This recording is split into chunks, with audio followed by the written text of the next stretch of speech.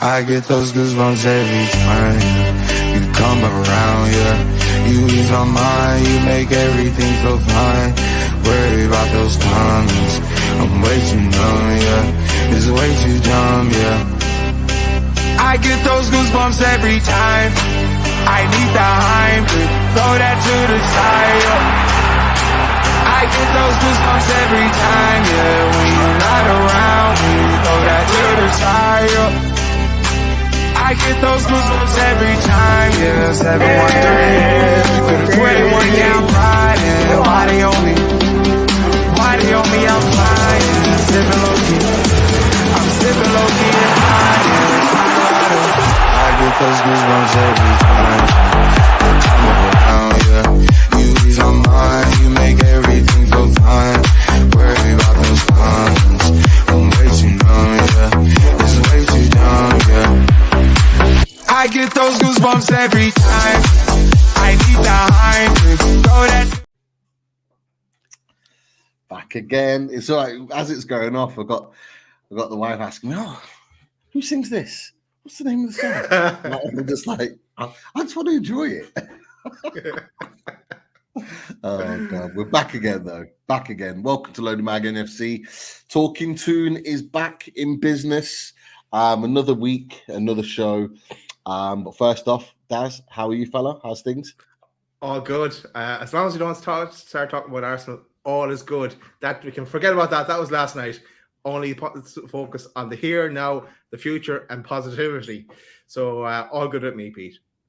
Good stuff. Yeah, and definitely need to move forward because the games come thick and fast this week, and yeah, we've not got too long to mess around before another game comes along, and we're going to be live. We're live for the old watch along. So make sure you come and join us and check out that one. The FA Cup tie against Blackburn at Ewood Park. Looking forward to it. Hopefully we'll get to celebrate a few goals, give us a bit of fun and cheer again after a bit of a gloomy, after a gloomy Saturday. But look, we're not alone. We've got two brilliant guests and a third one coming later on. So let's get them in. Let's get Jordan. Before we do, Pete, let's set a target. Two things actually on my to-do list. Set a target, 200 likes for people that smash that like button. And also, the reason Chris isn't here, it's Lisa's birthday today. It's Chris's wife, Lisa's birthday. So happy birthday, Lisa. I'm sure she'll be watching it at home. If Chris is allowed. But yeah, you're right. Let's bring the lads on. Who are we bringing out first? Who's our first victim? Bring on the regular. Bring on Josh. Let's get him in. Welcome back, Josh. Yes, lads, how we doing? Delighted to be back on yet. It's a third time in a row we're doing a treble, lads. I mean, hopefully we'll replicate that on the pitch in years to come, but delighted to be back on there. And time for a fantastic show yet again. Top man. And yeah, might need to organise the hat-trick ball. It's three in a row. We'll have to sort that one out. But another guest who's making his debut on Talking Toon, but isn't a stranger to Loaded Mag NUFC. And he won't be a stranger from the end of March, that's for sure. No, he's already started with the abuse of us from the last year. But let's get him on. Let's get Jonny. Jonny from Newcastle Fans TV. Welcome, Jonny. Good evening, gents. Good evening, gents. Can I just change the word from abuse to banter just to keep everybody happy? Because it was a bit of friendly back and forth after what we're going to probably be discussing a little bit later on. But I'll let Pete talk about that a little bit later on. But yeah, it's good to be back on and talk all things Toon, as you like to say. Definitely. Cheers, Jonny. Pleasure to have you, boys. But Daz, we might as well talk about it. Let's not talk about the disappointment of the Arsenal game to begin with. Let's talk about the positivity of the women's game on Sunday. The women's game, yeah, and we did open the show last night with the result 2-1 against Portsmouth, obviously the celebration pick afterwards. But there's no point in us talking about it. Well, let's talk to the lads what they were there. And Jonny, you were doing a bit of fishing there, a bit in the banter, but you seem to be fresh off the trawler with this one. Parker, who'll have the time and the space of the Strawberry corner. Will also look for the cross, who will, right-footed. Georgia Gibson makes it 2-1 in the 90th minute!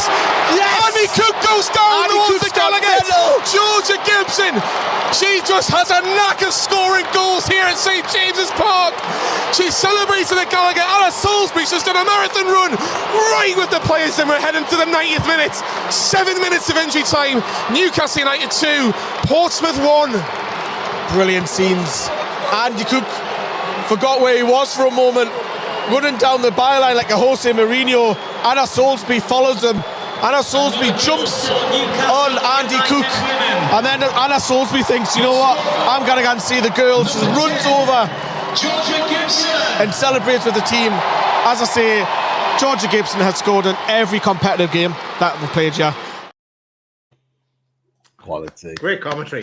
I love that. Me too, kind. I was thinking when I watched it back on last night when Lee put that clip. I thought, what an idiot. But no, it was. You know what it was, and I know obviously Josh was there as well yesterday. It was a fantastic occasion, and look, it's the first cup final that I can remember for Newcastle United women, and I think even Lee was saying he can't really remember, and he's been covering the women's team for about 6 or 7 years, and yeah, what an occasion! It was over 22,000 inside St James's Park for Georgia Gallagher Gibson. She just keeps on scoring goals at the Gallagher. I think she's scored in every single competitive game for Newcastle when it's been staged at St James's Park, and I think the vast majority of them have been in the Gallagher as well. So, yeah, she's written her own headlines once again. But it was a really, really good game to watch. Newcastle deserved the win, if we're being honest. It was the top of the North versus the top of the South, and we all know the North's better than the South, especially Pete Davey. He certainly knows the North's better than the South. So, yeah, great occasion, great result, and they're in the final with a take on #United, who are quite a well-known team around the YouTube world. Newcastle probably go in there as slight favourites, and it's going to be played at a Premier League ground. I know you're thinking Old Trafford, the Etihad, Anfield. Not quite. It's Kenilworth Road, but there'll be a lot of Newcastle supporters in down Luton on the weekend of the 23rd or 24th of March. It's going to be announced on Wednesday, I believe. Okay, that's what it says. That was one of my questions. What win is it on? So that's cool. Oh, deadly.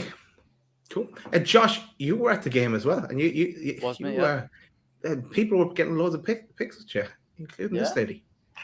Do you know what it is? When she asked us for a photo, I didn't know who it was at first, but no, I'm joking. Honestly, it was an absolute pleasure to meet Amanda, you know, and something which I didn't actually notice. I know, of course, you see all the stuff on social media. You think, oh, she's an Irish woman. Honest to God, she looked like the most wonderful bundle of energy I've ever seen in my life. She's got when the lasses are scoring, she's running down the media section, just oh God, she just looks like she loves the club so much, from the Champions League men's sides to the under 9s boys to the development of the women. She loves each single colleague of Newcastle United individually. Honestly, I said this on my video, she actually is like the mother of Newcastle United. She's so loving, man. She just hugs everyone. It was a pleasure to see her as well. Class. It's always good to get a picture with the owner when you get the opportunity. So take that all day long. And yeah, like you said, it looked like a fantastic occasion, and a great advert for the city and for women's football. Because look, Jonny, you've been traveling up and down the country following women's football. Yeah. In your opinion, like the development of the game since obviously the takeover, how big has it been transformed just in those 2.5 years? Yeah, it's huge, Pete. I think even before the takeover, Newcastle United women's team were just an afterthought. It was with the foundation. They weren't even part of the club at one point. They were having to raise money, get sponsors in, basically paying to play for Newcastle United. Which, if you think about it now, it's just absolutely disgraceful, if we're being honest. Now they're in a position where they've got an ownership that really, really cares about the development of the women's team. And, even just the 3 years, I think it's just under 3 years I've been covering the women's team with Lee, who's been obviously doing it for a lot longer than me. But the strength to strength development of the professionalism on and off the pitch, and the quality on and off the pitch as well is absolutely brilliant. And long may it continue, because, the only thing that's missing at this moment in time is Newcastle actually being in the WSL. Now, there's still, technically, if you're looking at it from the men's side of things, you'd like to think the kind of like League One right now, the top of League One, if you like to call it like that. But if they were to get promoted, which is they've got a good chance. Becky Langley will say 1 game at a time. I know she will, because I just said that to us last night. But in all seriousness, she's been a breath of fresh air. And I think as well, if Newcastle can get promoted to be in the Championship, and they'll be playing against teams who are just beaten, relegated from the WSL. So it will be a really, really interesting season next season to see how far they can actually go, because I think the league are waiting for Newcastle to get into the WSL, because the attendances will be brilliant. The TV cameras will want to be there as well. So there's so much opportunities for the Newcastle United women's team to develop even further. So yeah, it's absolutely outstanding to think that it was just an afterthought a couple of years ago. It's just remarkable. Yeah, quality. And of course, it's an opportunity for there could be a League and Cup double as well, the way things are going. So fingers crossed, it all worked out on that front. And if anyone hasn't heard it, I know that you guys on Newcastle Fans TV, you did great coverage on the women's game. George Calkin did a great piece as well, and detailed interviews with the players and Becky Langley and everyone associated with. So check that out. It's this week in the part of the time. So check that one out. Cool. We'll go on to the next question, Pete. Definitely. Let's make a start, just because there's a few good questions in here that I want to get your opinions on. And of course, we're going to just rewind back to the men's football just for a second. Lots of people with opinions on social media after the game against Arsenal. Lots of, I have to say, negative opinions in various different angles around Newcastle United at this moment. And, Rich Joblin is, I'm just going to borrow the chat just for a second, as Rich Joblin says on here, some absolute trash all over Twitter about how absolute nonsense. And the question I've got for you, boys, and Jonny, we'll start with you with this. Is Eddie Howe under pressure in your eyes? After this game, recent performances, what do you make of all the talk? It's interesting, isn't it? Because we probably would have said about 3 months ago, don't be so ridiculous. This is absolutely, bewildering. Eddie Howe under pressure. I'm going to kind of say it in two answers. He is under pressure because of who we've got tomorrow. And we have to beat Blackburn tomorrow. With the greatest of respect to Blackburn, who was 16th, 17th in the Championship, only a few points above the bottom three. New manager who hasn't picked up a win yet. He is under pressure tomorrow. In terms of the grand scheme of things, I don't think he's necessarily under pressure from the supporters at this moment in time, myself included. I think he's still got enough credit in the bank. But I would say the ownership, as much as they will say in front of cameras, no, we're really happy with Eddie Howe, X, Y, and Z. I still think there's probably some communications and some talk that, we do need to see improvement. We do need to see a little bit, be a bit more better on the pitch, especially at home. The home form hasn't been great since the turn of the year. I still think that Eddie Howe can turn this mini blip, if you like, around, because at the end of the day, we have got a very, very good squad. We are missing a couple of key players, but apart from Joe Linton and Callum Wilson, and we all know about Tonali, let's forget about that for a second.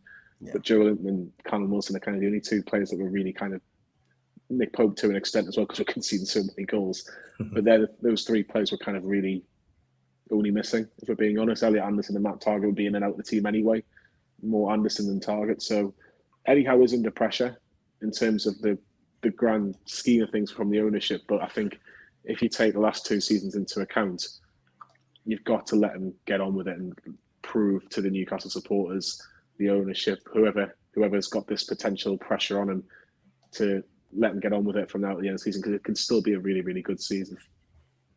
Definitely. No, I think that's a fair point. I mean, Josh, from your perspective, I mean, he's had a bit of a bad run. There are question marks. And look, we're always referring back to social media, because social media throw a lot of comments out there in between games, on game day, after games.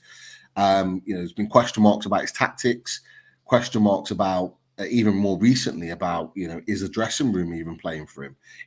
Is that a concern for you, or is this just, some sections of fans just going overboard and over the top? Well, where are you at with it? I think it definitely, at this moment of time, look, I mean, it's absolutely nowhere near the end of the world, is it? In my opinion, I think, like Jonathan said, it's like we haven't been in this situation as fans before, where one manager has been so safe especially in my lifetime supporting Newcastle, a manager has been so safe in his job. And so many different things have happened. I mean, I don't want to go on about it because it is a bit of a boring narrative, shall we say. All the injuries, the fatigue, blah, blah, blah, blah, all that stuff. But that's definitely a reason why we haven't picked up points along the way. We've had players come in, we've had players come out. But as of right now, I think Eddie Howe's getting sort of stick or flack, shall you say, not because of the results, but because of maybe in-game management, team selection, stuff like that. But nah, he's not in any sort of pressure for me whatsoever. I mean, look what he'd done. I don't want to go on about the past, of course. The now is now, but just look at what he'd done. I mean, we've been unlucky, really. I mean, look what happened in Paris. We got unlucky there. Look what happened in the Carabao Cup final, an individual error last minute. We got unlucky there. Tonali getting banned yet again. Like Jonathan said, we'll not speak about that.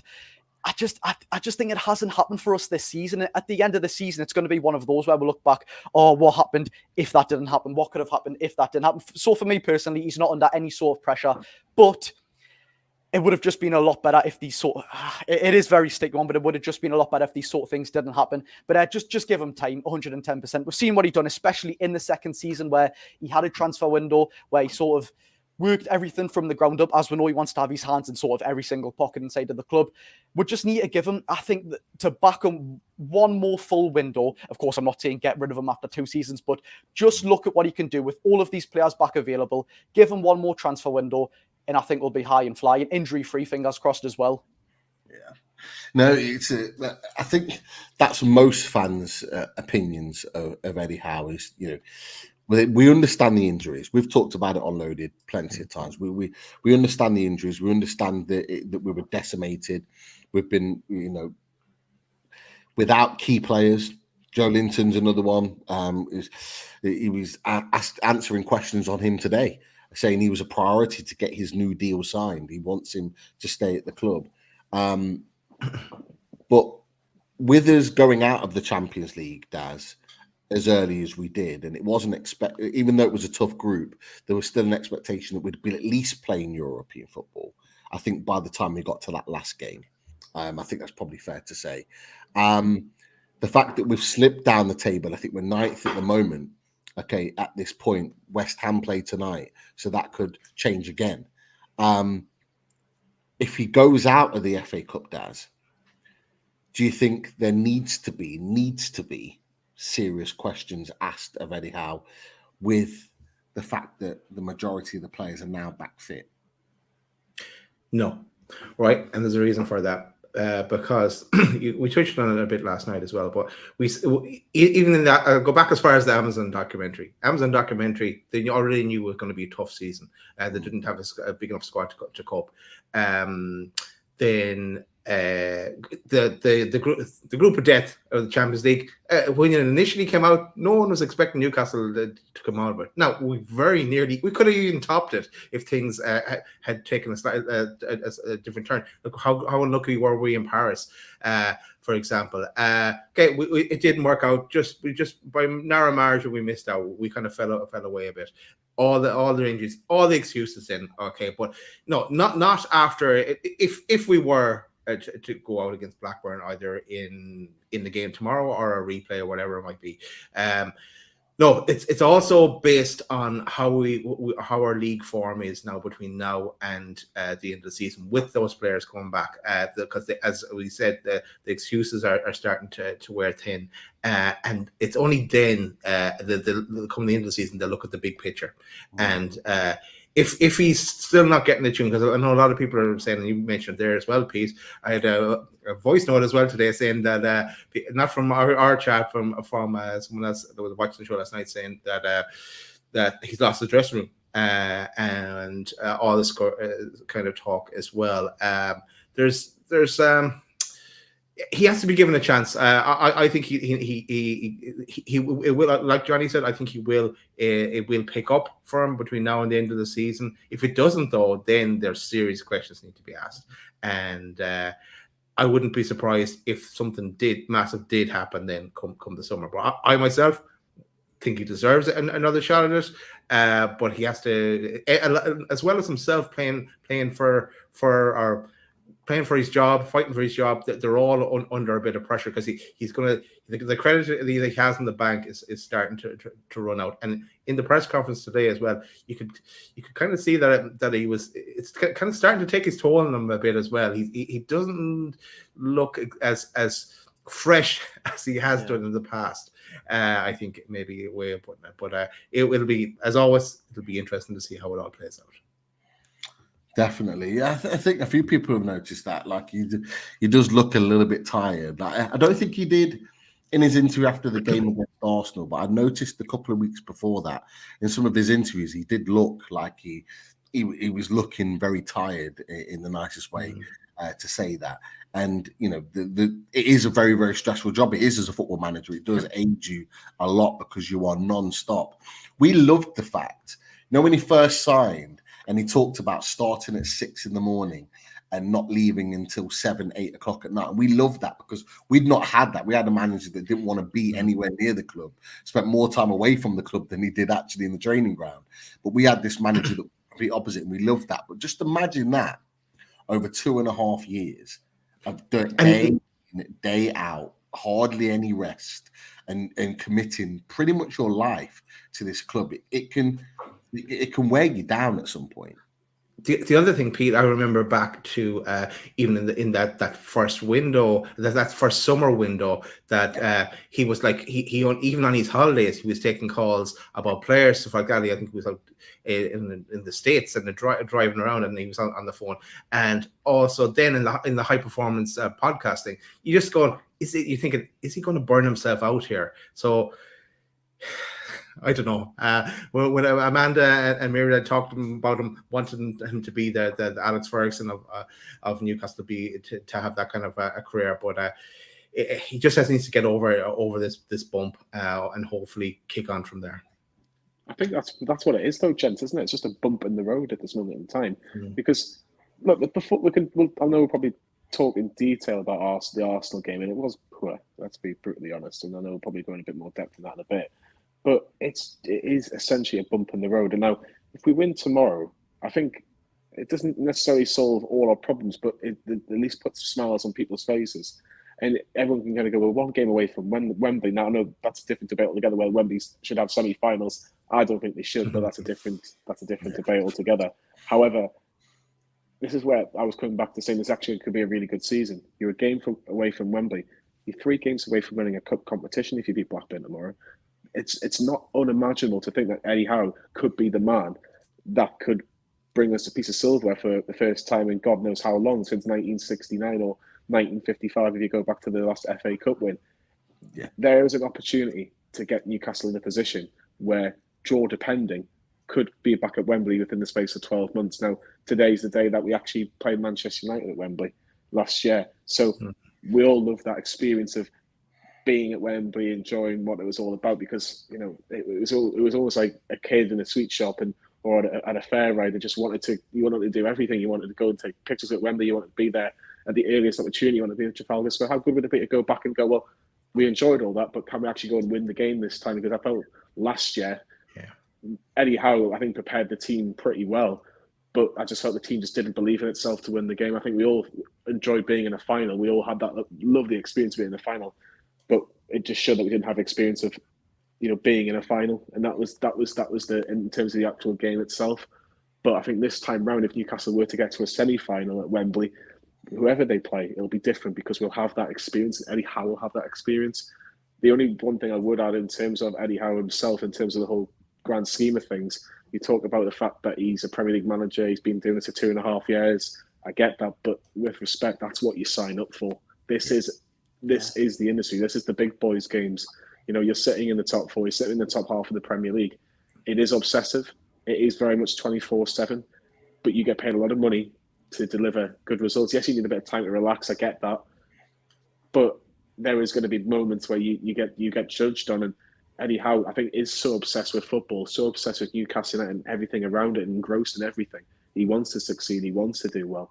I think he can do that. I still think he can do that. You know, Eddie Howe got us to the Champions League. Let's be honest. He's got us wins over PSG as well. So look, let's give him more time. If anybody's saying that he needs to be sacked X, Y, and Z, and this whole Jose Mourinho rubbish, let's just take a second just to kind of go. Let's remember what Eddie Howe's done. I think actually on the back of that as well. Oh, sorry. Go on about Jose, lads. No, go on. Right.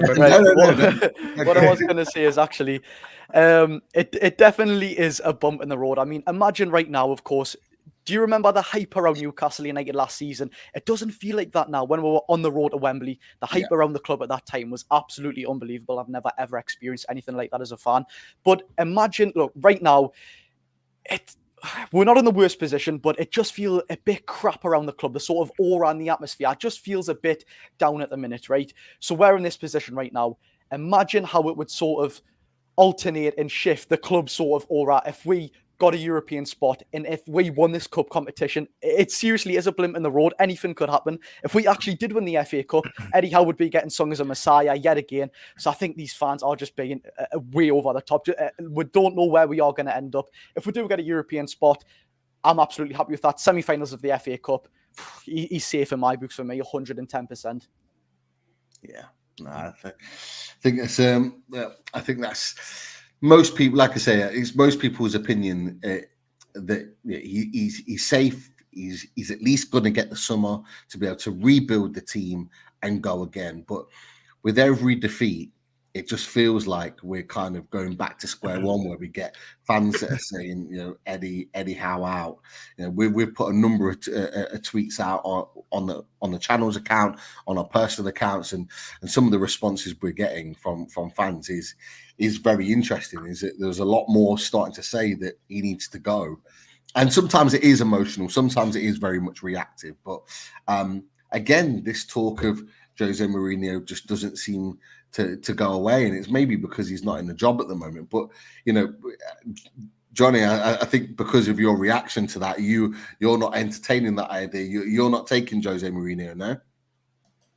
I know someone said that to me about 5 years ago, 6 years ago. You're not taking Jose Mourinho. I think someone would have thought that I was. I don't know. Must have had a few drinks, to say the least.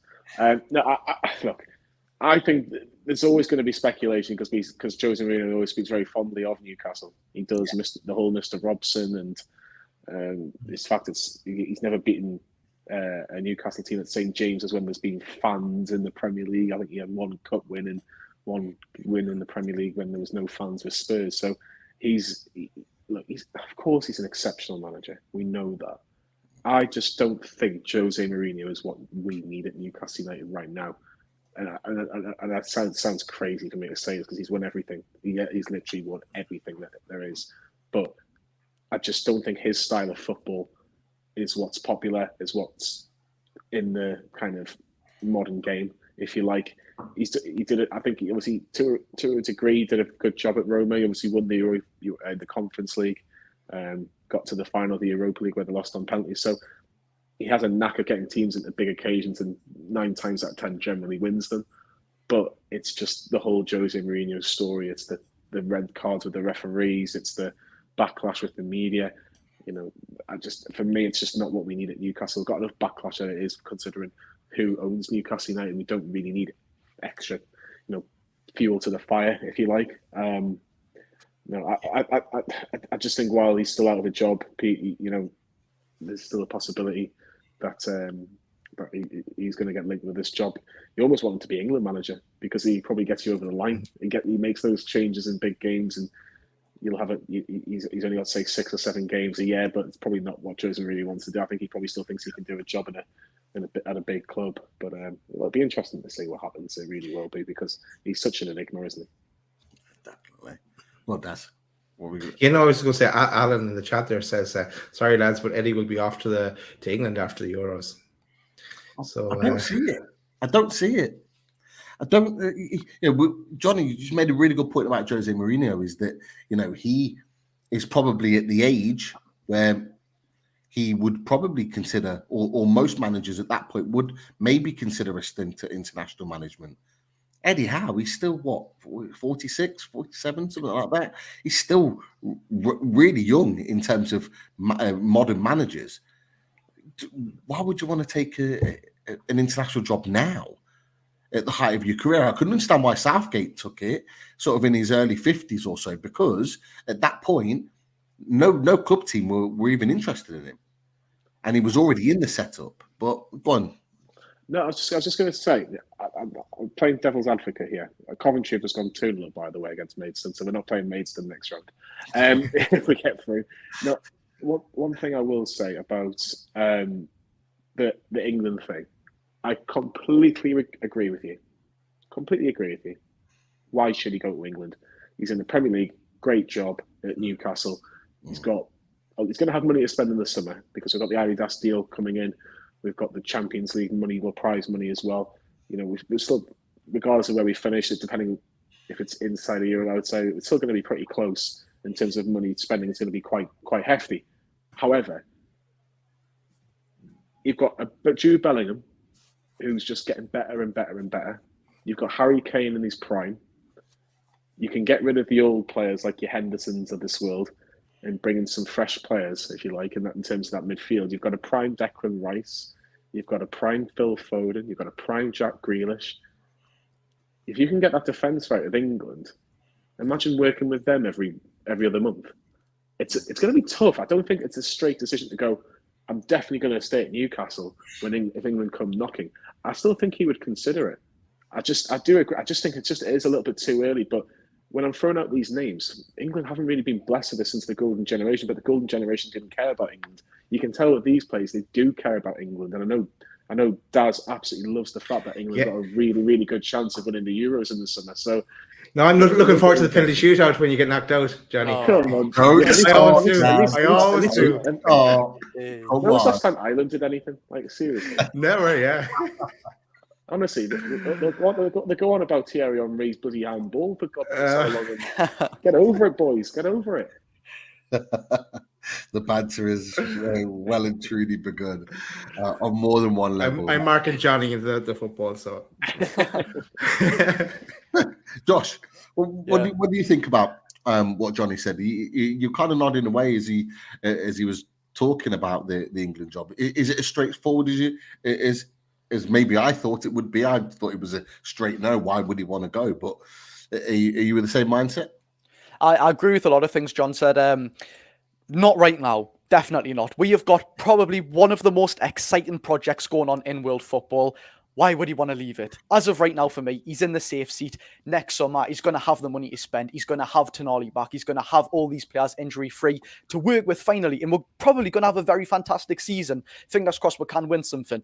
But the England look is sort of, it's like a prized possession going to manage England, isn't it? I mean, imagine being an Englishman and saying you are managing the England job. It would be absolutely fantastic. And you could see you'd be very proud and he would love to do that as well. But for me, I think Eddie Howe, as you mentioned before, he likes being in a day-to-day job. He's very obsessed with football. Of course, he took that big sort of gap out between Bournemouth and Newcastle. But I think he wants to be in a job where he's with the players, hand to hand every single day, if you know what I mean. He wants to be working with people and players every single day. I don't know if he could actually do it like 1 month in, 1 month out, then it's club football, then he has a break, if you know what I mean. He would be a fantastic manager for England. Finally Anthony Gordon would get a game for England as well. But nah, not for me. I don't think he would at this moment in time. Nah, definitely not. Interesting. Nice. We're kind of segued on into that discussion about the England manager's job. I think it's an interesting conversation. And there's some people in the chat that are saying Southgate's going to stay. There was rumours that he might want to kind of, extend his contract after the Euros. I do think it would all depend on how good England get on. But there's a couple in the chat. I think Alan Wilson, I'll just borrow the chat for a second, Dad. Sorry. But sorry, lads. But Eddie, I think he's putting his off to England after the Euros, and he's even willing to put £100 to charity on that. If I was a betting man, I'd agree with you. But yeah, it's going to be an interesting one. I do think he's going to lean to stay, but that's just my opinion. But yeah, all things can change very, very quickly in football. We know that is for sure. I was just going to say, sorry to interrupt you. I do agree that Southgate will probably still be England manager. I just think it's just something that to think about. Bellingham, Rice, Kane, Foden. It's just a lot of names. I think there's one thing that we can guarantee is that his next job will not be the manager of the Republic of Ireland. I think that's a fact. I even turned down that job. Who wants that job? No one. Steve Bruce, maybe?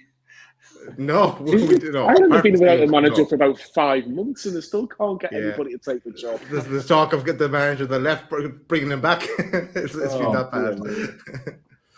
No, but we'll wait and see how that all transpires. Hopefully Eddie gets a shed load of money to spend and the conversation's a non-starter. So let's get into it. Second question, guys, and it's FA Cup related. Is the FA Cup run bigger than the league position? Okay, lots of talk about, no, we need to finish as high as we can. We need to get European football this season of some form. Some people are saying, forget the league. It's all about the FA Cup. That's the priority. That's what matters. Go full strength tomorrow. What are your thoughts? Josh, I will start with you. I think for the FA Cup, if you were to say to me, would you rather win the FA Cup and not be guaranteed Europe? I'm definitely taking that FA Cup. It's a trophy. End of the day, it's a trophy. This club needs a trophy. These fans need a trophy. It's what we've waited for so long. Even my dad hasn't seen us win a trophy. That's how long it's been. But another thing, which is a sort of, I've said this in a previous video as well, this is a sort of catalyst to if we do get Europe this season. So imagine if we actually do the impossible and get Champions League, that's going to play a factor in the next season. What is the chances of us winning the Champions League next season, lads? Do you know what I mean? It's probably going to hamper on the Premier League results, on the FA and Carabao Cup yet again, because no matter who we buy, I still don't think we will have a squad for next season to go and challenge for the Champions League. I mean, I think it's pretty fair to say that, although I don't even think we will get in the Champions League positions this season. I would actually agree that the FA Cup is probably something to prioritise, but it's a sticky one as well, because as we've seen in the Carabao Cup, teams like Manchester City, they didn't really prioritise that whatsoever. I think they just came to St James's Park and I don't want to say rolled over football, but it wasn't the Man City that we all know from a weekly basis. But in the FA Cup, they will prioritise that, as we do know they've been prioritised in the previous rounds. It's going to be a harder one to go for, but I think we should prioritise it. I don't want to say over the league, because of course we need to get as high as we can, but all I'm going to say is I would love a cup run rather than trying to go for a Champions League position where, let's be real, I don't think we're going to get pretty near to it this season. Yeah, interesting. And look, just whilst we're going to move on to Jonny, our third guest is in the house. So let's welcome in to review Stato. Let's welcome in Alex. How you doing, fella? Yeah, very good, guys. How are we getting on? Not too bad. Thank you for joining us. I know you just finished your show on Toon Review, so great to have you with us. And we're just having this conversation now about the FA Cup, and I'm going to go to Jonny. Then I want to get your thoughts on it as well, Alex. And is the FA Cup run bigger than the league position? Jonny, you were kind of nodding up to a number of things that Josh was saying there. Are you all FA Cup? Are you all league, or are you a little bit down the middle? What's your thoughts? I think now I'm all FA Cup because of the fact that obviously the defeat to Arsenal. Obviously, I know that our home form hasn't been brilliant, but put this way, if this question was asked when the third round draw had taken place, I think my answer would have been different. It would have been the league, because we were in a strong position in the league. You know, we weren't a million miles away from your Aston Villas and your Tottenhams, but we have drifted away. And it has got to a situation now where the FA Cup is kind of our prized possession, if you like, in terms of really going for it. I do think Eddie Howe should play close to his strongest 11 tomorrow. I really do, because with the greatest of respect, the best we're probably going to finish now is 7th. We're probably too many points behind Manchester United.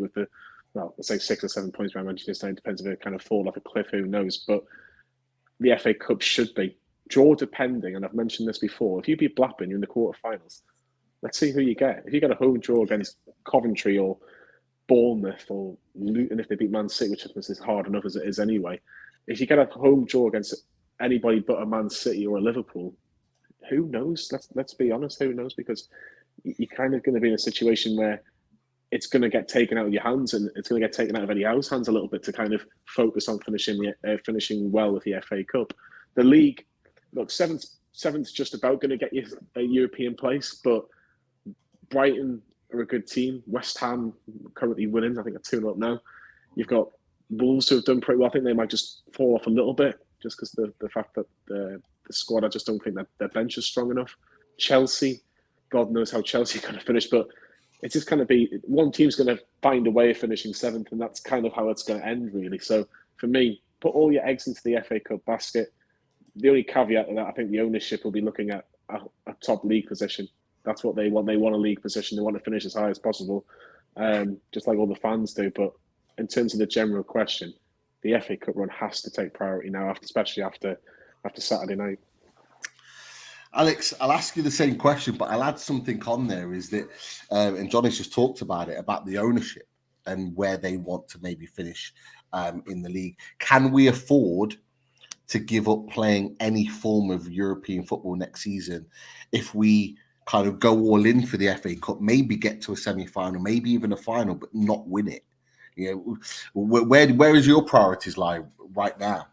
So the general priority is to absolute minimum, bare minimum, is to get Conference League, because we need to get used to and adjust to playing that many additional games per season. It's good for the fans to be able to travel and have European nights regardless of the level of opposition. It's good for the squad.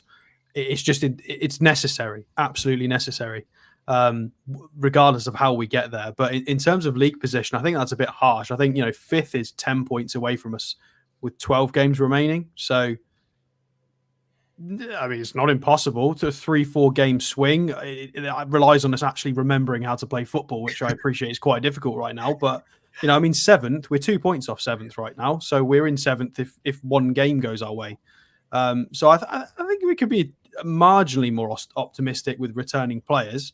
But again, it depends on us remembering and things starting to click, which, if we continue on this path for another 6 weeks, we're buggered. But we'll have to wait and see. But in terms of what's more important, I'd say I'm down the middle. I'd love a cup, but again, with the coefficient this year, it's looking very possible that 5th place is Champions League, therefore bumping people further down. So 8th place might get you conference. It doesn't currently, but it may do by the end of the season.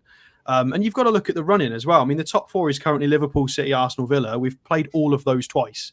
Yeah. So we've played the current top 4 twice. So the difficulty of remaining fixtures, in theory, on paper, is it's more doable than maybe you'd think when you just sort of remember how many matches we've got. But with returning players, I'd like to think we can give a good punt on both fronts, and I think that's how Eddie Howe's always picked his teams, and I think that's what we'll do. No, I think that's fair, Daz. We've kind of touched on this a little bit yesterday when we were talking about it after the reaction, but hearing the boys' views on that, is your view changed on this situation? Is it differed? Where are you at right now? Well, last season I was all about the league. Forget the cups. The cups are a bonus, but this season I'm kind of split between what Jonny's saying and Alex is saying, because Jonny's saying he thinks he will finish around 7th. I'm reading between the lines there a bit, and Alex saying we could potentially get 5th. I'm saying the highest we can get now is 6th for me, and that's.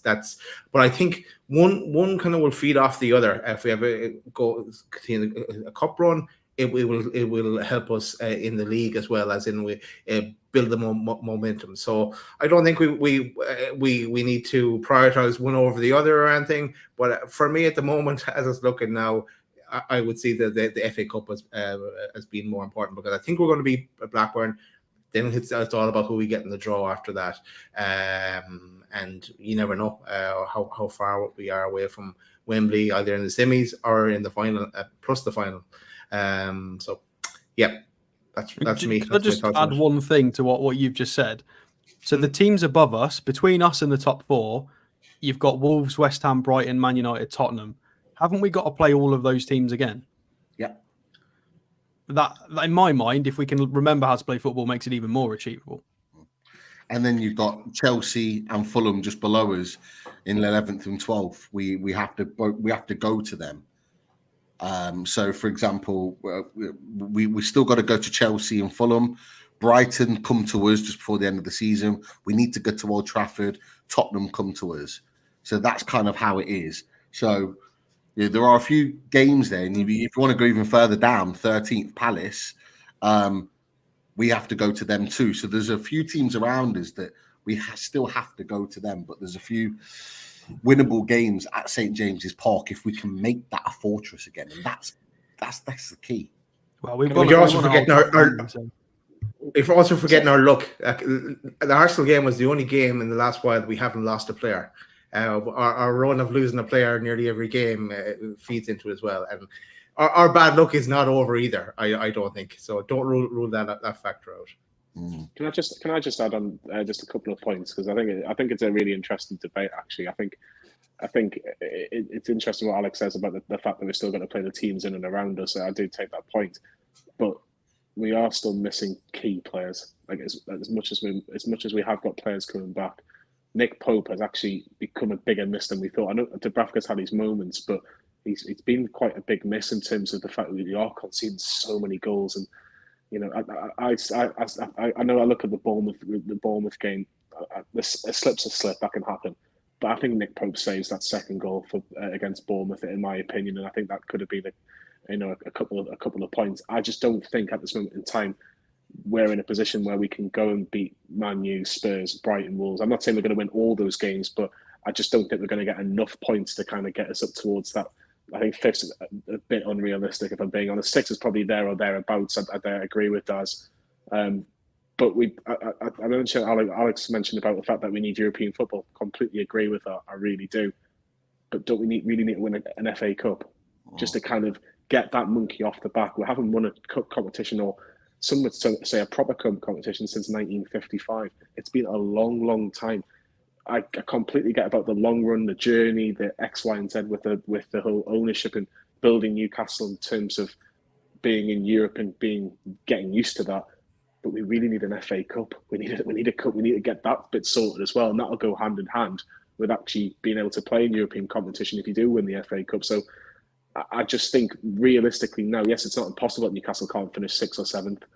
It's not, but I think if the draw, depending, as you've mentioned, Pete, who knows? Who knows? It happens. The one thing I'll always go back to is one of the Man City fans that comes on our channel, LB. I remember him saying to me and Chris on our preview show, it's so important that when you're in a project getting that first trophy. He was like, when I think they won the FA Cup, was their first major trophy. He was like, that monkey off their back was such a relief for the players, for the fans, for the whole club, that it just ended up allowing them to kick on. And I always go back to last season, this time last year, missing out on the opportunity to beat a very average Man United. I just don't know whether that's going to come back to haunt us in terms of chasing that first trophy. And it was in the season where Liverpool weren't at it. Man City didn't want the cup at that stage. Man United weren't great. Tottenham was shocking. You know, it's like the Leicester season where all of the teams around them just fell apart, and they were able to just keep going and going and going. And we used that to our advantage, and we maximised, and we played some great stuff last season. But are we going to get that type of season again, where all the teams fall apart? We're in a great position now.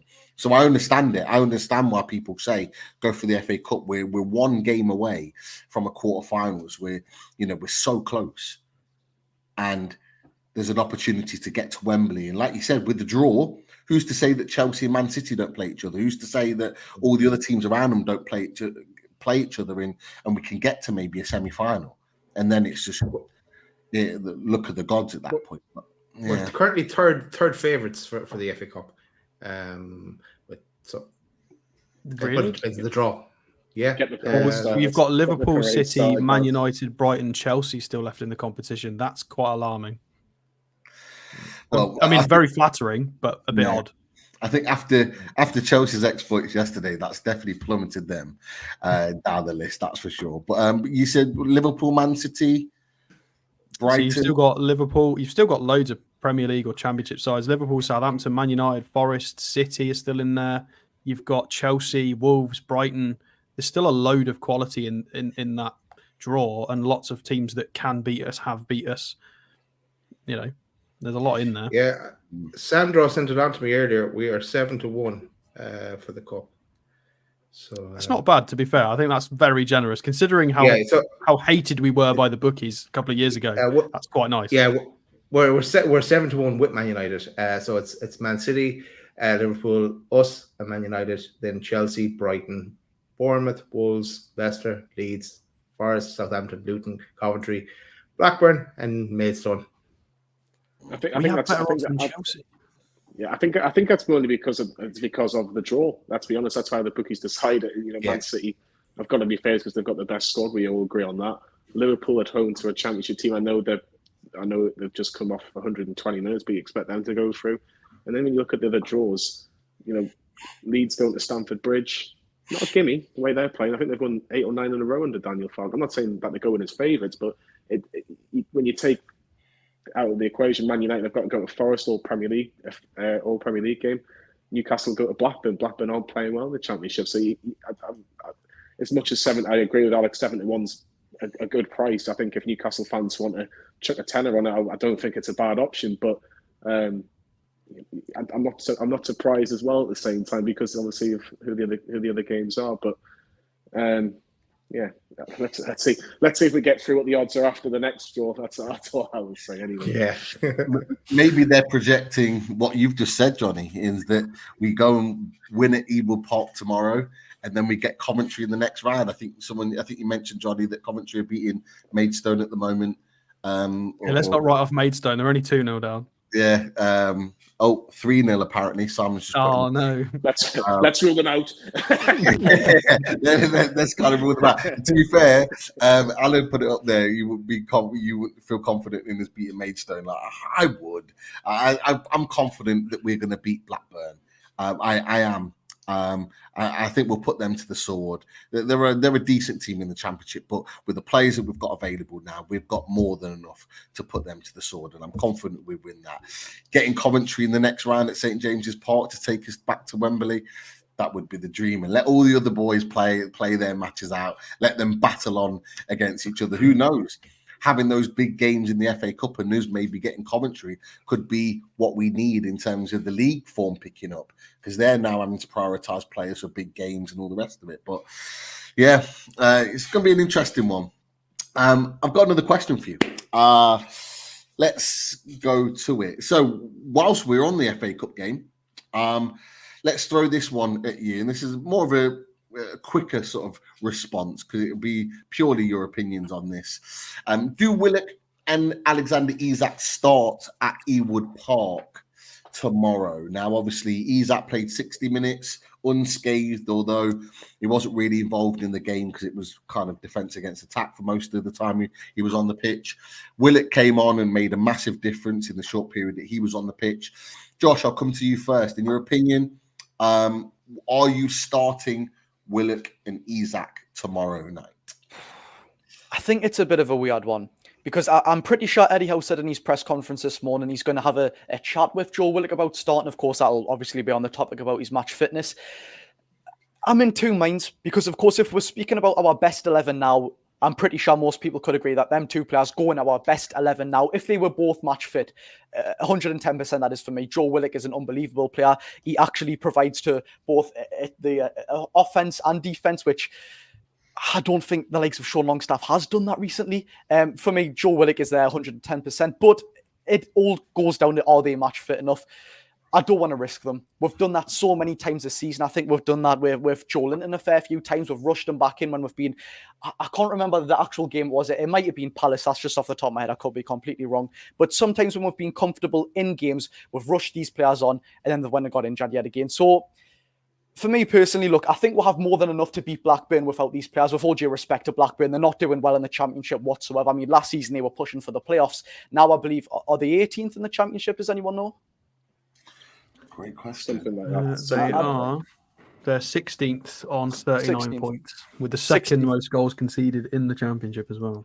It's I think they've got about 3 wins in their last 16 games and lost about 9. I mean, look, in the Championship, I know it's a very competitive league, but that's absolutely terrible. They've just went through a new managerial change with their old manager used to play for us. I mean, I was Yes, before I was even born. But I think it's going to take. Josh. Thanks. Aging everybody there. Obviously, it's going to take them time to get used to his football. I don't believe they've actually got a win under him now. If they do, it'll only be one because, of course, 3 wins in the last. I think there's added context that they lost Adam Wharton in the transfer window as well, because he was a focal point to how their possession-based football. They had a lot of quality. They've had to completely bin that. So there's, they're going through a bit of a transition. Yeah, but for me, if they're not ready to play, if we're all going to heavily risk them, definitely not. I think we can do without them in the midfield areas. Miley and Sean Longstaff, look, the midfield's been pretty leaky recently, but against the Championship side, if Gordon can go up top, look, absolutely love Gordon. In my opinion, he's undoubtedly been the best performing player in this season for Newcastle United. It's striker, he's not the best. He doesn't give that exact sort of striker threat, that big sort of physical presence, but I think we can do without them. If we definitely want to prioritise this game, maybe start them, bring them off after 45, 60 minutes. But as a whole right now, I probably wouldn't, just to save them. What are we thinking, Jonny? Are you starting them both? There's lots of different opinions in there. Some people are saying, like I say, no need to play Gordon and Isak tomorrow.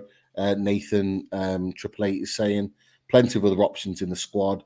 Also suggesting Willock as a false 9 is interesting. Is that something, any of those that you would consider? I wouldn't consider Willock as a false 9. I have to be honest. He's a midfield, and I agree with Josh. We've badly missed him. Badly missed him. He's very different in terms of the midfield options that we have. He runs with the ball. He gets you out of trouble. He links up well with the likes of Alexander Isak, who obviously you've mentioned there as well. Who I think is, I know Bruno's our best player, but I think going forward, Alexander Isak is probably our most important player. The problem is you just can't keep him fit. You've got 12 Premier League games and let's say a maximum of 4 FA Cup games. You just know for a fact that Alexander Isak ain't playing 16 games from now until the end of the season. It's just not going to happen. Back to in terms of the question itself, I actually think it's such a difficult one, because I agree with what you've all said. We should have enough to beat Blackburn without them, but I don't know. There's like a niggling feeling, FA Cup upset, all that. It just, I don't know, because it's maybe because we've had it in the last couple of years. Sheffield Wednesday, Cambridge the year before. If I go back to it, and if you make it simple, if you play your strongest team, your strongest team can do the job with more time on the pitch. If they can get the job done and say Newcastle say 2-3-0 up 65, 70 minutes with Isak and Willock both starting, and then you can take them off and rest them for Saturday, then that possibly would be the way I would look at it. But it's a difficult one, because I agree with what Josh is saying. You can't really rush both of them back in at the same time. Both of their injury records aren't great at this moment in time. So I think Eddie Howe, in a way, he's damned if he does and damned if he doesn't, because I think I would want to see them start, but I would understand totally if both starting on the bench. I think Isak's more likely to start because Willock hasn't played a lot of football. But I'm glad I'm not Newcastle manager for that one, I have to be honest. Yeah, definitely. Alex, are you a different opinion in any way, shape, or form? Is Isak and Willock starting for you? Are you benching both? Are you playing one or the other? How would you do it if you were making the choice? I mean, I agree. To be fair, with the previous point, I think they should probably both start, and then, but it's very subjective because it depends on the sort of medical reports and what the physios are saying. I think with Isak, it's a lot easier to just say, yeah, he's probably going to start because he's had a lot more minutes in his legs, a little bit more time. I think that's quite straightforward. Whereas the Willock one is, he came on for a few minutes. Is he going to be good for a half? Are the physios going to say, right, give him 45, sub him at halftime regardless? Will Eddie Howe do that? Maybe, maybe not. So I think the Isak is a pretty easy one. I'd be surprised if he doesn't start, but then Willock it's very much, there's a lot of things that we don't know as fans that we just can't call it, really. I'd probably say my gut feeling is yes, he probably will start. And I completely agree. We need to bang in 2 or 3 goals in the first half so we can bring on Alfie Harrison, Miggy, Murphy, just get them off the bench, rest all the big hitters, take Bruno off. I mean, that's an ideal world. One thing we've not mentioned, I think it's worth playing Sean because I think he needs to prove himself. Because whatever the hell that was the other night, he needs to fix it. Give him a chance. So I think Sean's got to play, and he's got to actually put some tackles in because that was he needs to sort himself out. Can I ask a question to all of you? Just to get a general consensus, because there was a few comments after the game on Saturday. Do you think Sean Longstaff and Lewis Miley do a similar job? And if both of them are playing, there's no point of both of them playing unless you've got injuries. Can only one player really do that sort of job? Because someone mentioned it before the Arsenal game, and I think I've not really thought of it like that. But when I watched the Arsenal game, I thought, yeah, they do actually. I know Sean's got. We've been saying it for about 6 weeks, 100%. Yeah. I think Sean's got more of an engine, obviously, because he's older and obviously he's played a lot of Premier League football. But I just think they're both very, very similar. Maybe it was more blatantly obvious over the last couple of games, but if you take Bruno, say Bruno got injured and we put Matt Ritchie just for argument's sake, just in case it was that bad in terms of injuries, would have no creativity and they all do a very similar job. I only probably really noticed it last couple of games. I just think it's just. Which the reverse type of athleticism is gone, isn't it? Anderson, Willock, and Joe Linton all profile very similar in physicality, athleticism, driving, recovery runs. So we've lost 3 people that do the same role or similar roles. And then, absolutely spot on. The reverse, the 3 least mobile midfielders is Bruno, Miley, and Longstaff. And I know people don't like criticising Bruno, but he's not very fast. So no, he's not. We've been saying it for months now, probably since last season, that his lack of pace and it's his recovery runs is what lets you down because he's playing as a number 6. So he needs to do the recoveries more than anybody if he's playing in that deeper role. But he gets left behind. You go back to Tottenham. Watch the first half of Tottenham again at the Tottenham Hotspur Stadium. Look at how the Tottenham midfielders leave him for dead about 3 or 4 times in the first half because his recovery runs are not quick enough. If Bruno had pace, he'd be in the Champions League winning team like right now. Yeah. He'd be everything if he had pace. 100%. And what makes him the player is that he's technically elite. Technically with the ball, he is elite. And that's what makes him such a key player for Newcastle United. And you've just gone through it, boys. You've gone through the Joe Lintons, the Willocks, the Andersons. They're the physical guys, the athletes is what you said, Alex. You've got Bruno that's technically gifted, supremely technically gifted, can literally control a game with the ball at his feet. And then you've got on the other side of it, you've got Miley and Longstaff. Longstaff, you're right, got the bigger engine, but Miley is probably, in my opinion, better technically with the ball than Longstaff. So you've got 3 different type of midfielders that make up the midfield 3. The problem is that all 3 of those players that are athletically like top level have all been injured. Because they give so much in the game, they work so hard off the ball that their bodies have broken down. And this is going back last season into this season. Bruno he works hard, he gets around the pitch, but he's not having to run at his maximum and do the sort of extreme sprinting and work that those boys do. So he's able to stay fit all the time. And we can't chew his gum and sprint, can he? You got to give him a choice. That's true. But Miley and Longstaff, they are the replacements of each other, is what I always say. Like, in my opinion, they are literally the replacements of each other. I'm really sad that nobody's mentioned Tonali. But we're not allowed to. Tonali, for me, falls into the Bruno bracket. I don't know what you boys think. He falls into the Bruno bracket. If you look at the makeup of the midfielders, Tonali is in the makeup of what Bruno does. They play a similar game, similar role. Yeah. He's not maybe as technically gifted as Bruno, but he's got a lot more pace and can get up and down the pitch. Like we go back to the Villa game and the Liverpool game in particular at St James's Park. The amount of times Tonali did Bruno's recovery runs and regained the ball, particularly against Liverpool, he was outstanding. He's crazy. Against AC Milan, or was it PSG? One of the first 2 Champions League game weeks, he clocked the fastest sprint speed that week in the Champions League, he's not slow. I think that might have been PSG. It might have been the PSG, but that's mad because that's against Champions League level players as well. So that's impressive. I'm not surprised by Tonali. He put a bet on it, didn't he? So he probably got good money. Good on. No, but it's a good point. But you've all mentioned this midfield dynamic, but we're still missing one big piece of the jigsaw. This midfield dynamic with all the midfielders we mentioned, we haven't got a number 6 out of all those midfielders that we have mentioned. I mean, we never have though. So I know, but that's what I'm saying. That's what I'm alluding to. We haven't got that number 6 that we're absolutely crying out for. Nobody really can do that position.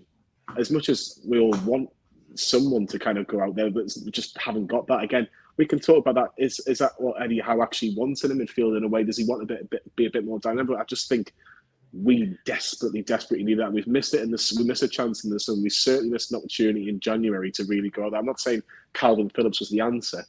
I'm not saying that, but I'm just saying a number 6 of some mould was needed. Yeah, I think we're going to get one in the summer. I know if you've read the Mark Douglas article today, there's 3 key positions that's highlighted, and number 6 is one. But there's a few missing there that we need as well. You know what? It's interesting that you've said that, Jonny, and obviously Daz, that you've mentioned what Mark Douglas said in his article, because TOON Gamers just put it there, and so many people say it. Like Yano that comes onto the channel as well says exactly the same all the time. Eddie doesn't like playing with a 6. David Cook said the same there. So many people say it, and up until now, they're absolutely right. But Eddie Howe surely has to change tact at some point. He has to see it sometime. Surely. It might have worked, though, if Tonali was available this season. I think the plan was to have that rotation and to have somebody who's a bit more mobile. And obviously that's gone out the window, and we're a bit... And then when you also, on the flip side of it, injure all your athletic midfielders, it's a double whammy. I think short term, in terms of we're talking about Blackburn in the short term, we need one of those athletic midfielders back to at least stop the gaping, bleeding wound that is our goals conceded at the moment. That will help. And then I think another one is a sweeper keeper of some regard. I don't know if you guys have talked about goalkeeper, but I think Karius. I mean, this is based on one performance, so I'm completely blind faith here. But Karius can sweep, put him in goal, as far as I'm concerned. I don't disagree with that. I have my own personal reasons why I didn't want Dubravka playing in a Newcastle shirt, and that was the whole Man United debacle. Yeah, and that's just me being a bitter Newcastle United fan. The way that he ended up being the number 3 goalkeeper for Man United, basically being a cheerleader to David De Gea, and I think it was a Jack Butland that took over. I don't know. It's been that long ago in football, but in all seriousness, and that should never ever should have been an issue for Newcastle United, and it became a massive issue this time last year. And for me, I still got that bitterness, and I would have said to Dubravka, look, thanks very much for everything that you've done, but that I would have been more than happy with Karius being number 2. Look, if Eddie Howe believes that Karius isn't as good as Dubravka, fine, that's his decision. He gets paid the big bucks, but I would have been absolutely happy with Karius being number 2, just for being from a bitter Newcastle United fan over that situation with Man United. I don't think you're wrong. I don't think you're wrong in that. I was exactly the same. I said it to Chris and Daz last January. I didn't want him back at the club.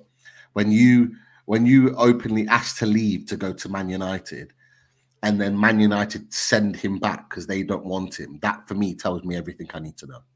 At that point, I'm shipping him off. I'm finding the quickest deal and getting him out there. He might have made a few good saves since he's come in, but for me, I mean, what do we get for Darlow? Like 800 grand. We're not going to get a lot for Dubravka. Maybe a mil, maybe 2 if we're really lucky. I'll take it. I would.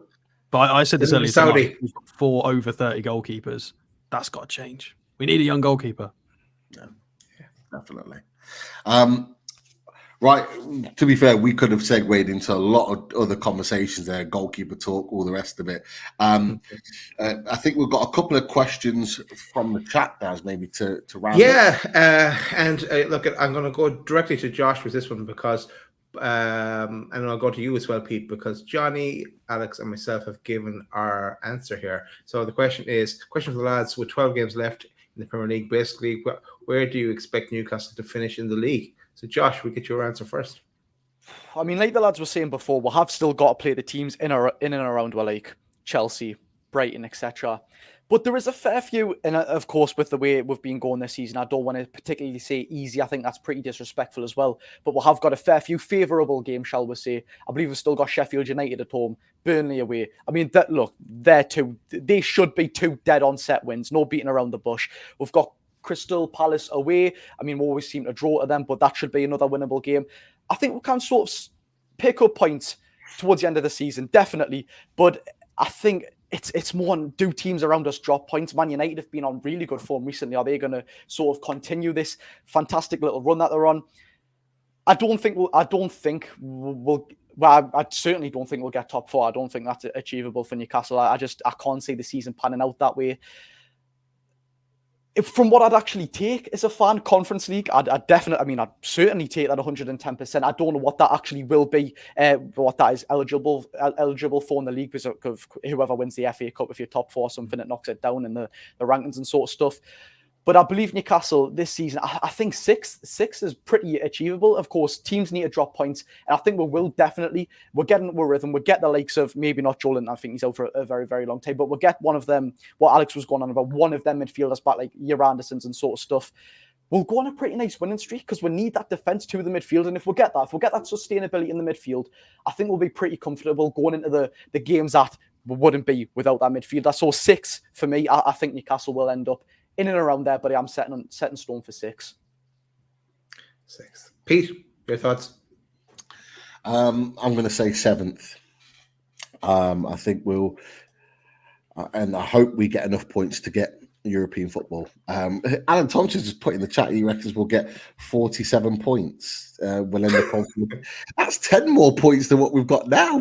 Surely we're going to get more than 10 points. 10 points from the last 12 games. That's relegation form right there. Come on, Alan. Come on, man. He's been quite pessimistic tonight. Normally you're the voice of positivity, but I'm going to say 7th place. I think a lot of the teams around us have got a lot of games where they're playing each other. Yes, we have to play them too. But I've got confidence that getting these players back, that we'll win some of these games against the teams in and around us. Josh has talked about some of the teams down the bottom: Sheffield United, Burnley, Everton. We've got a home straight after West Ham, so 2 home games back to back. West Ham on the 30th, Everton the week after. Like, that's 6 points there. Like, to be fair, we should be targeting 6 points. Wolves this weekend. We should be. They're in great form. They're playing really well. They've got good players. But we're at St. James's Park. We should be taking the game to them for sure. So there, you're looking at 4 games there, 3 or 4 games in itself where we need to be picking up points. So I'm going to say 7th. It's going to get European football. The question I have, and nobody's really been able to answer it yet, is that obviously with the Carabao Cup being won by Liverpool, that I think brings it down to 7th place, which is the conference now. Because of that, if a team in the Champions League or in Europe already wins the FA Cup, does that then bring it down to 8th?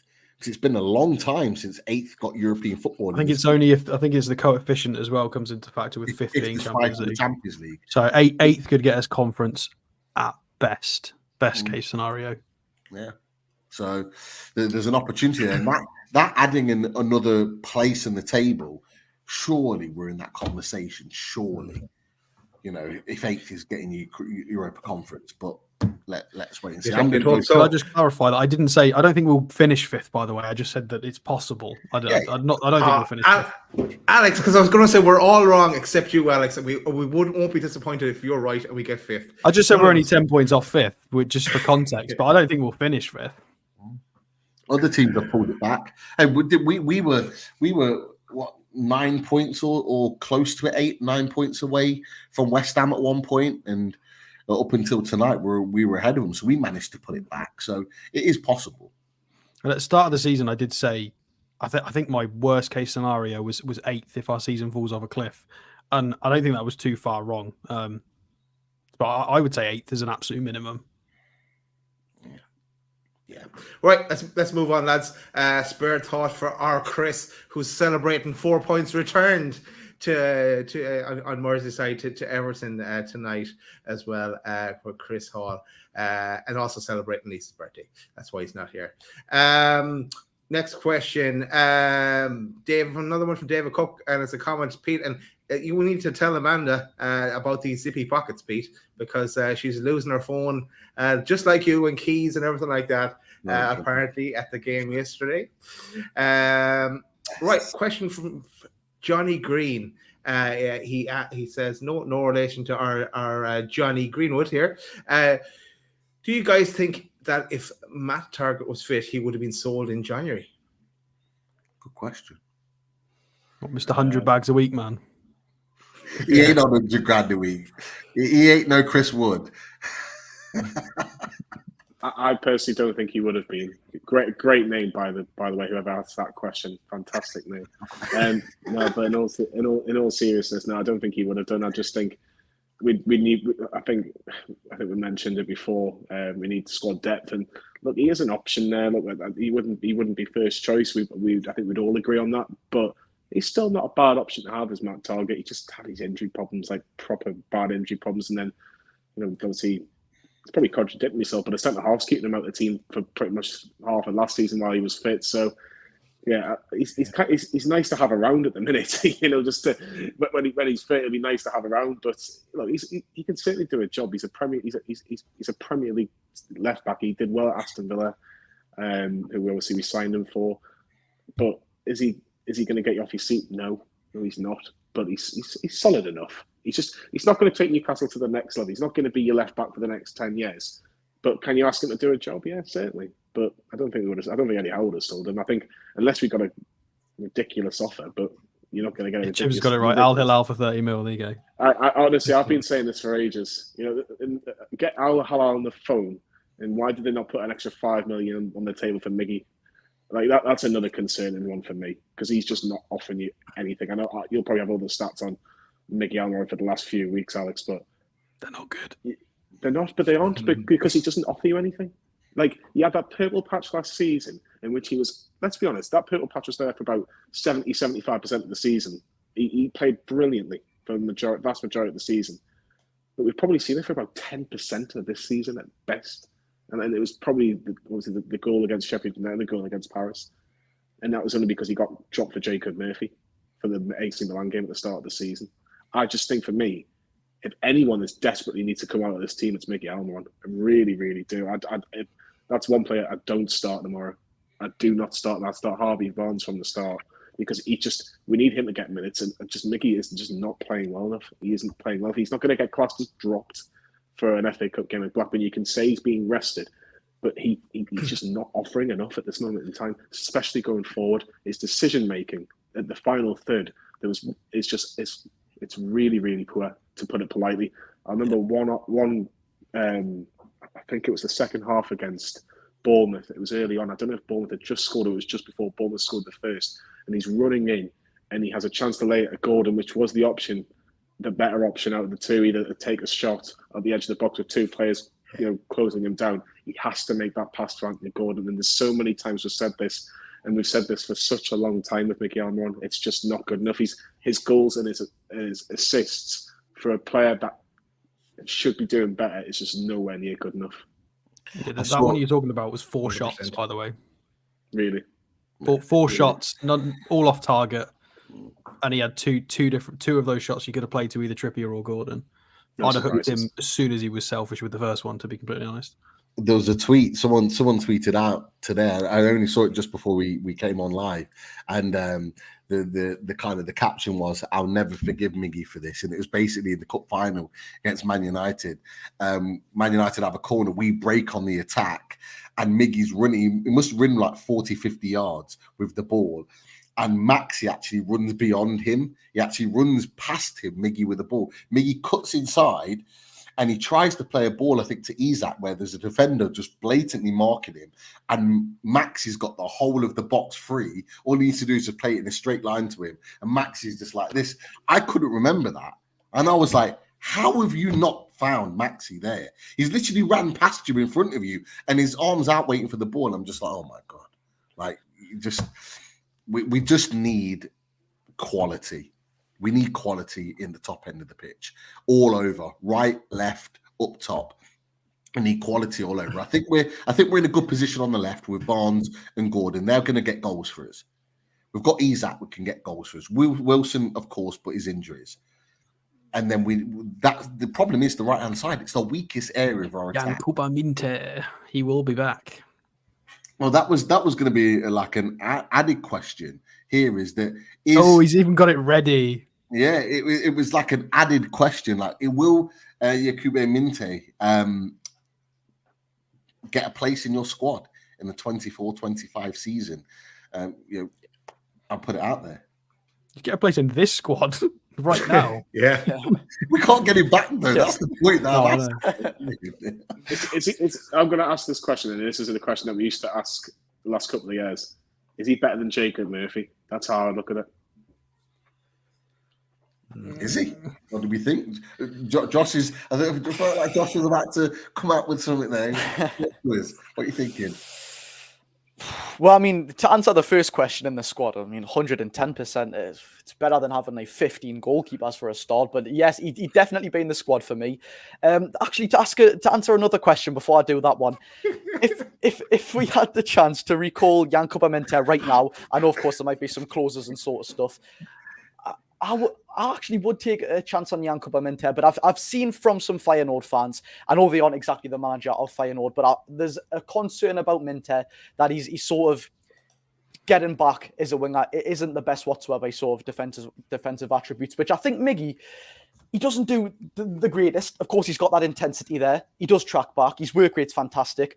But like you mentioned before, gents, that decision making, it's appalling. We've seen it time and time again. It's happened for a very long time as well. Against Arsenal, very, very recently. I can't believe what the exact chance was, but he was through on goal. I'm pretty sure he just tapped it, Araya, instead of shooting or passing it along. Yeah, he was offside anyway, that one. Oh, did he know he was offside? I mean, he was born offside, so probably a better answer to the question. But he would be in my squad. What was the question you actually asked, Pete? I don't know. Don't go there, Josh. That's out of my head now. Yankuba Minte next season is he in the script? Is he in the squad? Yeah, he is in the squad. Yeah. You brought your own questions. That's why Daz put it up. Bring your own questions to work. The script has gone out the window at this stage. Not that we have one. Yeah, I could talk for England, me lads. No. That's what we want, Josh. That's exactly what we want, and it's some beautiful segues into different topics. And going back, I even do it myself now. Going back to what Jonny said about Miggy, I 100% agree on that.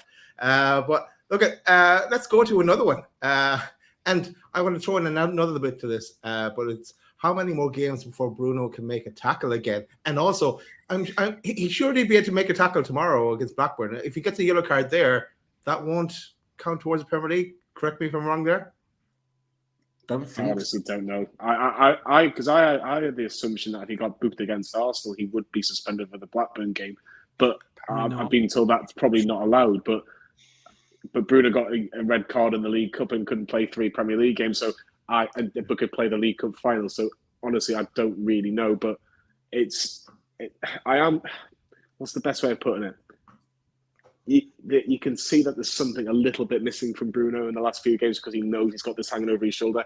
Apart from the Nottingham Forest game where he was absolutely incredible. We don't have Bruno on that pitch against Nottingham Forest. We don't win the game. It's as simple as that. He was world class on that performance, in my opinion. But for me, I thought on Saturday he just needed that yellow card. As much as it would have pained all Newcastle fans for 2 games, so whatever 2 games he misses, because at least he can kind of get back to the old Bruno, if you like, where he will put a challenge in and he will, take that risk. He's not going to get yellow card every single game, but you almost felt like he knows it's in the back of his mind. He knows it's there. It's just frustrating. Yeah. The problem is we can't do without him. Who else do we play in there? You're bringing Longstaff and Miley right back into the mix again, which is what we're trying to avoid. And we've got massive games, boys.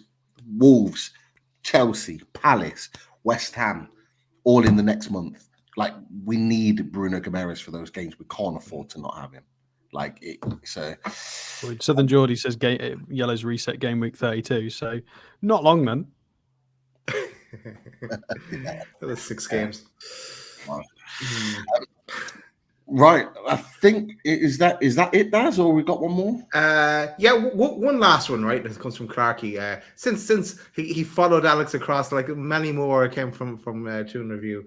Right, Clarkey asks, is the Conference League worth it in terms of revenue and player pull, or are we better saving our legs and concentrating on the domestic stuff next season? I mean, it's not about the revenue and the player pool. It's about getting the squad used to playing that many fixtures and the travelling. We want every single season, we want the squads to know that they're going to have to travel, they're going to have to go abroad. It needs to be a consistent thing year on year on year. And player pool, it's not going to have player pool in terms of star factor, but it'll have player pool in terms of promise of game time because there's going to be more games available. So different spin on it. So is it worth it? Not particularly for revenue, but for usefulness for the squad. It's also good for the coaching team and the full setup for Eddie Howe, so they can get used to managing mid-game and the weekend. Because managing mid-game and weekend in the Championship is very different managing mid-game weekend when it's sort of European fixtures. You've got to adapt to different, the scouting you've got to do when it's a completely different team. If it's a Turkish side or a Greek side, it's not going to be as, the stuff's not going to be as readily available as if you're playing sort of a Blackburn. And it's where we need to improve. It's where we've not got any experience as a club. So I think it's really, really important. Yeah. The one thing I'll say is ask West Ham fans if it's worth it. Yeah, exactly. In Prague last June, ask them if it's worth it, and I think you get your answer there. Newcastle United getting to the Europa Conference, I'd be more than confident that we'd at least get to the final, and that's just my opinion. And what better way to get your first trophy than lifting a European trophy? There's no better way for me. I think our squad even now is strong enough to get to the latter stages of that competition. That's without Tanani. That's without summer signings. If we get Conference League, I think we've got a squad. If they all stay fit and we don't have a disaster like we have this season, I think we've got enough of a squad to really go the distance. So yeah, 100% it's worth it, in my opinion. I think something else. Go on, Josh. I think something else which it is really beneficial for is basically what you've just said there, Pete. I mean, it's for the fans, isn't it, to go on them European away days, which we've waited so long for. Of course, we got them last season. And actually, I do like the concept of the Conference League. Of course, it's not going to absolutely drive revenue. It's not a sort of global competition, if you know what I mean. We don't know the exact in and outs and the exact figures, but it's not going to be Champions League money, is it? But in terms of player pool, I mean, we signed Alexander Isak, Bruno, Trippier, Botman without Champions League football, you know what I mean? So, of course, promises will be made. We'll get into the Champions League in these amount of years. We'll do this, we'll do that. But at that moment in time, we weren't guaranteed the Champions League whatsoever. I mean, there's a massive discussion that we did sort of overachieve last season. So I don't think it'll necessarily push players away that were actually in European football. I don't think players in this squad will be sort of demoralised because we are still in European football. They know we are definitely going to build on that sort of season if we do get the Conference League. But most importantly for me, I think it's a very good chance of winning a trophy. Any sort of chance of winning a trophy I'll take, and definitely be unbelievable for the fans yet again. And actually, what I have said, when you're going in the Champions League, you know you're going to get Milan's in that competition, Dortmund's, Bayern Munich. You know they're going to be in that competition every single year. But it's the obscure away days, which personally, it's very off topic, but like the obscure away days into the back end of Serbia, Slovenia. Do you know what I mean? Like, it'll be fantastic for the fans to actually experience. And when we're talking about this project that we did do, you probably would expect us to go Conference League, Europa League, Champions League, not Champions League, Conference League. So I think some fans who don't see the bigger picture might feel a little bit, well, how would just win Champions League, Conference League? But for me, it would 110% be worth it. Josh wants to go interrailing. That's what I'm hearing. He wants to go on those road trips. We're the best team, by the way, out of every team left in the Conference League. Like, I'm looking at them now. You've got Zagreb, Fiorentina, who we pumped in the Cellar. It's basically Cellar Cup standard teams. Club Bruges, Sturm Graz, Tel Aviv, Olympiacos, Servette. I mean, Villa's the strongest team in that list. Yeah.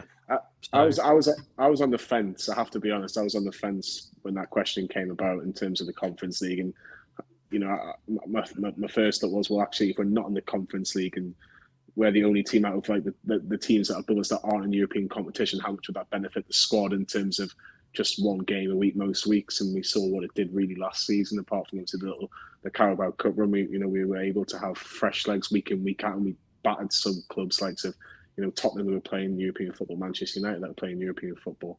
We did put on a show against some of these teams, especially towards the back end of the season. But I do take you. I think that's a really, really good point, Pete.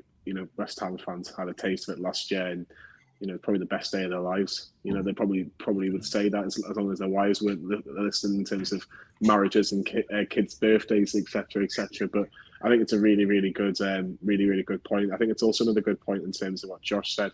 We were near the bottom of the table, and we still managed to get the likes of Bruno Guimaraes to walk through the door. I know it was a different set of circumstances, but I think as much as I'm thinking about it, I'm more on the fence. I'm more leaning towards of actually, it would be really good to be in the Conference League. We whinged about not being in Europe for so many years, and we saw clubs that, let's be honest, are smaller football clubs that were in Europe, like Swansea and Birmingham and Wigan, and clubs like that, even like Leicester, even smaller clubs compared to Newcastle. When you look at that, who, let's be honest, you're thinking, why can't we be there?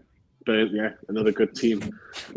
Like you're thinking, why can't Newcastle be one of those teams? So, yeah, you with that point there, Pete, you've swayed me.